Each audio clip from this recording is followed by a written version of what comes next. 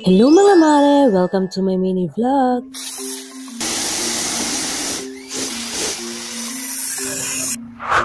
So eto na nga mga mare ang latest update dito sa pinapagawa namin sa second floor dito sa aming maliit na resort. Ngayon nga mga mare ay busy at marami kaming nagtatrabaho kasi namadali namin para umabot dun sa aming event. Dito kasi mga mare gaganap yung civil wedding ng kapatid ni daddy. Kaya pinipilit namin na tapos bago pa yung event. Noong isang araw pa nga kami mga mare nagpasukat dito sa mga bintana dito sa second floor. At ngayon nga ay dineliver na at ikakabit nung inorderan namin ng mga salamin itong mga bintana. Eto nga mga mare mag-i-install sa amin ng mga salamin ay napakababata pa. Hindi mo aakalain siya na pala yung kausap namin. At sa murang edad ay marunong na sa buhay. Ni-interview ko nga siya mga mare kung paano siya natuto at napasok sa ganitong negosyo. At yun nga, yung pamilya pala niya ay gumagawa ng mga furnitures. At doon daw siya natuto. At na-apply niya sa ganitong klase ng negosyo. Yun talaga mga mare yung pinakamaganda na habang bata pa ay natitrain at namumulat ang mga bata sa mga ganitong gawain sa buhay. Kasi magandang training yun at experience para paglaki nila ay pwede nga nilang madala at magamit. Dito na nga muna nila inilagay itong mga salamin sa may lobby. Kasi hindi pa nila maikabit at marami pang ginagawa dito sa taas. Dapat kasi mga mare pag maglalagay ng ganito ay yung napinturahan na yung paglalagyan. Hindi pa din nga tapos mga mare itong pagpipintura dito sa harapan. Medyo matrabaho din kasi mga mare kasi nga nilalagyan pa nila ng linya na masking tape. Kasi nga bali tatlong kulay yung kailangan nilang ipintura dito sa harapan. Dinaan ko na nga lang mga mare sa pintura para gumanda yung design. Kasi mas maganda sana kung meron itong tubular o mga bakal. O kaya yung ibang design sana na pang outdoor na pang dingding. Kaso dahil medyo kapos na nga talaga kami mga mare sa budget, ay eto na muna ang aming pinag-ari. Nung araw na iyan nga mga mare ay mayat may ang silip ko sa kanilang mga ginagawa. Kasi maraming mga detalye ang dapat na ipaliwanag sa kanila para hindi na mamali at hindi na mag-ulit. Pag ganito pala mga mare nagpapagawa ka ay hindi mo talaga masusunod ang budget. Lalo na mga mare at ito sa aming pinapagawa ay marami akong pinapabago at pinapadagdag. Pag nakita mo na hindi pala ito akma at ito pala ay pangit, ay mas maganda palang ganito, so kaya pinapabago ko. Kaya sabi ko nga mga mare, kung nakakontrata kami, nako galit na sa akin ang kontraktor ko. Kaya dapat meron ka talagang budget para sa other expenses. Kasi maraming mga extrang gastusin na hindi mo aakalain, kailangan pa palang bilhin. Kaya mula sa simula mga mare, ay hindi ko talaga pilinano na ipakontrata ito. Dahil si Papa naman ay pwede kong katulong sa paggawa ng plano. Yun nga, masusunod ko pa ang gusto ko at mas less talaga sa totoong buhay yung magagastos. Kasi sa ganitong resort mga mare, ang dami mo talagang kailangang bilhin maliban sa pagpapagawa pag natapos na. Ang dami pang iba't ibang gamit na kailangan mong bilhin. Nandiyan yung TV,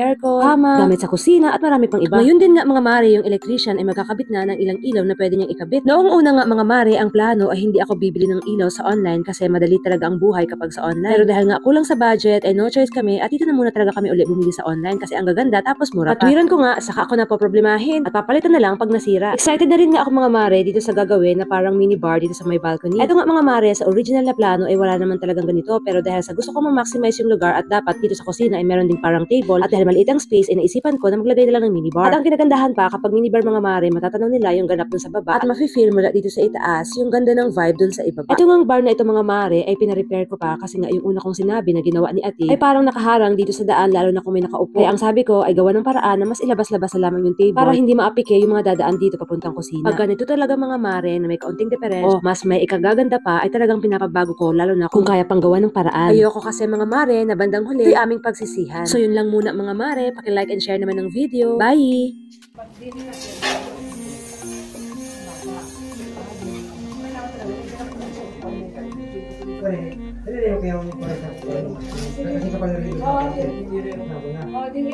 Yung height ng video.